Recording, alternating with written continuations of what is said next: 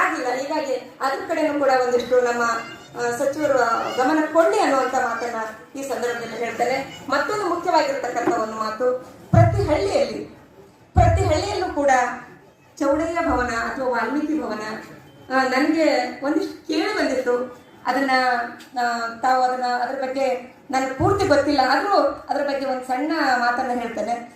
ವಾಲ್ಮೀಕಿ ಭವನಗಳು ಸರ್ಕಾರದಿಂದ ಸ್ಯಾಂಕ್ಷನ್ ಆದವು, ಆದರೆ ಆ ಭವನಗಳು ವಾಲ್ಮೀಕಿ ಜನಾಂಗ ಇರುವಂಥ ಏರಿಯಾದಲ್ಲಿ ಕಟ್ಟಲಿಲ್ಲ ಅನ್ನುವಂಥ ಮಾತು.